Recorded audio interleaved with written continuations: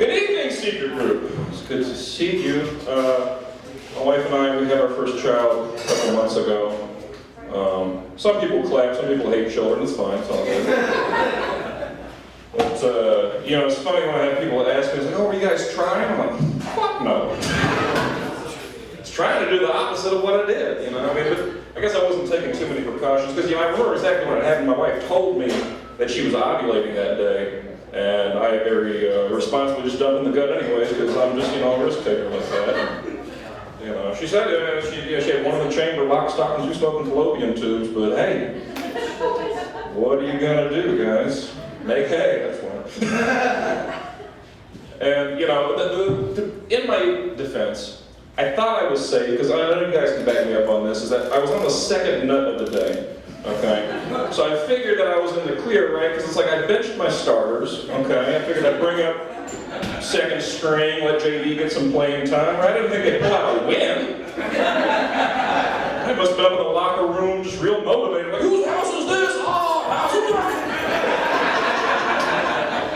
You know, you got some old-looking sperm, looking like Al Pacino giving the speech from Any Given Sunday. This is a game of inches.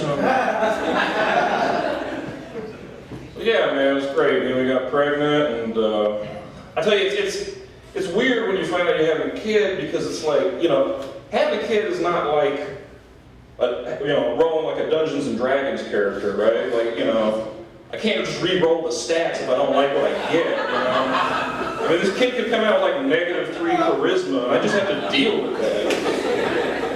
You know, I mean, it could be short, it could be tall, it could be skinny, it could be fat. I mean, at this point, I wouldn't be surprised if the kid came out black, you know? Well, because that's my wife is black. And I understand why you wouldn't assume that about me, because I do look and sound like the ghost of a Confederate general. You know, it's just, this look kind of runs in the family, you know. A lot of things ran in the family or ran from the family, but that's really, which was very hurtful. I was like, where are you going?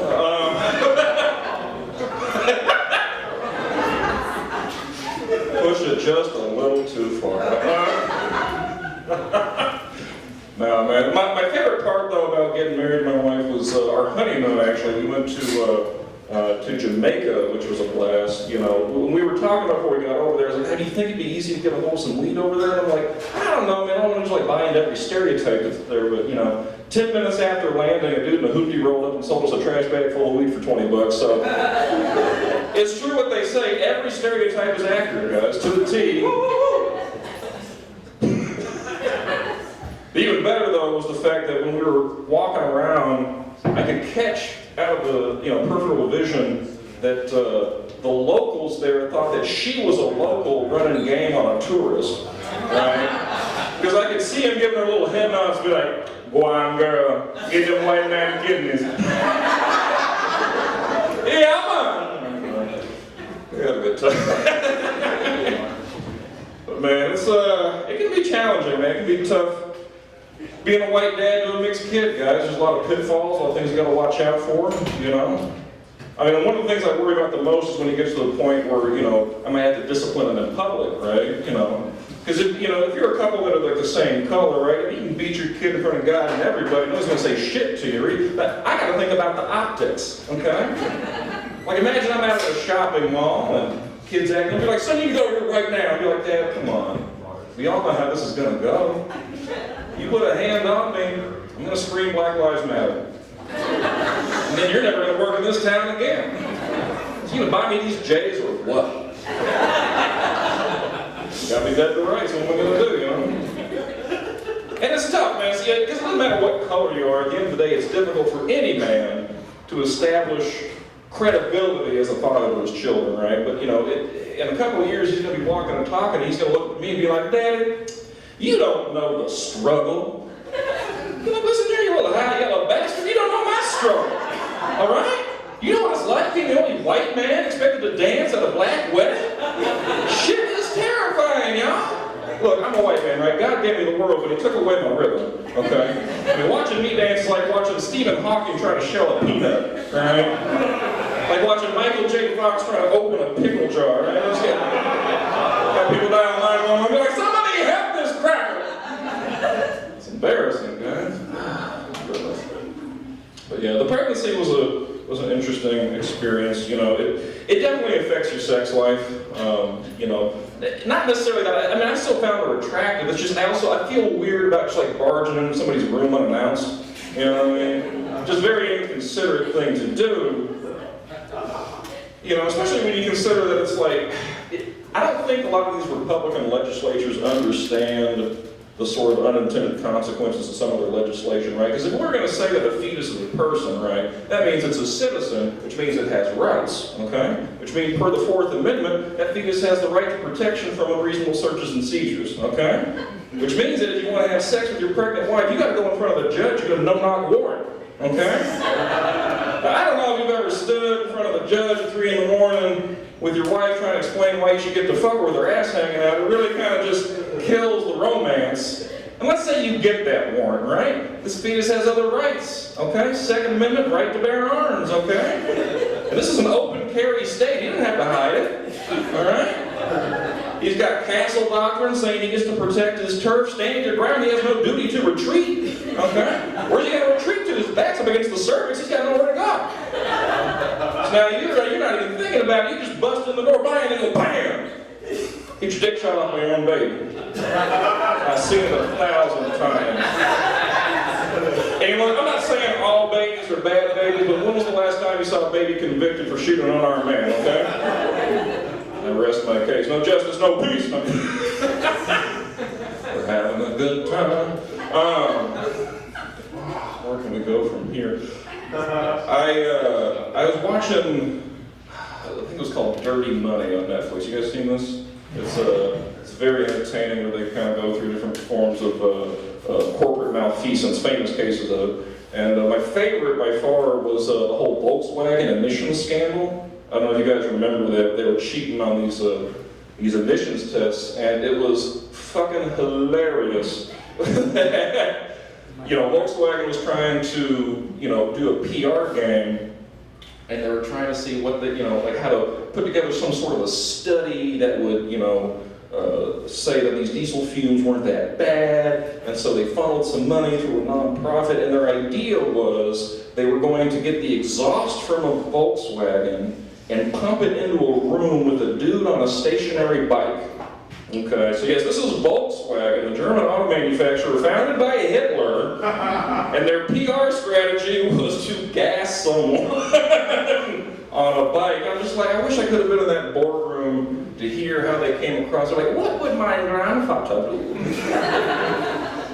How do you arrive at that decision? It's bewildering, it really is.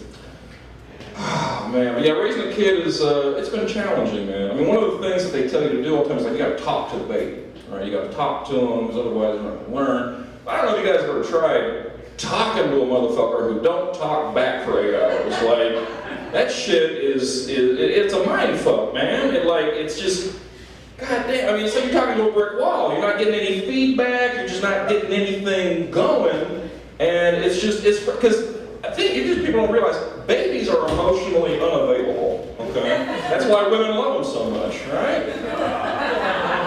I mean, there's not a woman in here who would look at a baby and not think to themselves, I can change him. Never gone home good. I'm gonna go ahead and wrap it up with an oldie but a goodie. Let me see here. So, you know, one of my previous jobs from another lifetime, I used to sell car insurance. On the got a former Band of Brothers guy in here that I did that with. And see, the thing about selling car insurance is that, like, you have to deal with the general public, okay? As I'm sure you all well know, the general public ain't shit, okay? Present company excluded, of course. But, you know, and you're dealing with these people, and one of the ways I found to kind of try to break the ice in the conversation, this little technique I would say, hey, look, real quick, I just want to shoot you a quick comparison quote. If it looks good, great. Now we won't worry about it. And what I found is you can use the same technique in your dating life. Like, let's say, for example, you're at a bar, and you meet a beautiful young woman, like, ma'am, what's your name? Maddie. Maddie, that's a beautiful name. It's a pleasure to meet you. My name's David. Hey, Maddie, look, real quick. I got this dick, right? I just want to shoot it to you real quick. If it looks good, great. Now we won't worry about it. How's that sound? No, she's a little on the fence, guys. She's a little on the fence. And that's understandable. understandable, right? I mean, you don't want to be giving up every Tom, Dick, and Harry. Let's ask a few more qualifying questions, see if we're a good fit, right? Okay, so Maddie, who is your current dick provider? Hey, how's it going, sir? So I went in insurance too, so. Oh, well, fantastic. Okay, so hey, it's a competitive market. Now, I'm sure he's a great guy. I'm sure he's delivered reliable service over the years, but you know, you can't just take him at their word, right? He can tell you he's got 10 inches, he's probably got a 12-inch deductible, okay? All right, that's called going backwards, guys. And man, you look like a bright young woman trying to go forwards in life, am I right? Right, because if it don't make dollars, y'all, it don't make sense. Now, Maddie, how can I break this down in a way that you might understand? I want you to imagine, hypothetically, you're on your way home tonight, and God forbid, you get into an accident, somebody wrecks your pussy. I mean, just wrecked your shit, y'all. I mean, there's blood gushing out of there, they're pulling people out. I mean, they gotta get the jaws of life to open up your jaws of life, okay? Now, in this situation, obviously, you're gonna need a new one, right? Okay, and what year were you born? 96. Woo, that's a good year, man. Oh, solid steel frame, they don't make them like that anymore. But here's the thing, man, after depreciation, you're not going to get a brand new 1996, right? You'll be looking to get a 1946, all right? Woo! I don't know how many 1946s y'all have seen, let alone how to drive. I'm telling you right now, Maddie, from experience, shit ain't pretty, okay? Look, I understand, you put a lot of work into it, right? I mean, you wash it, you wax it, I mean, you change the fluids, okay?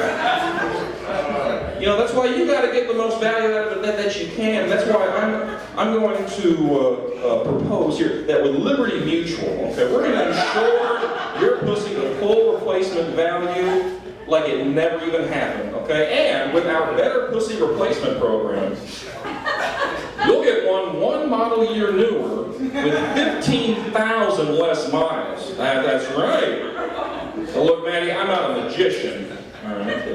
If I can take 15,000 miles off it, shit, I think I deserve a peep, don't you? You guys, give it up for Maddie being a great sport. My name's Pfeifer.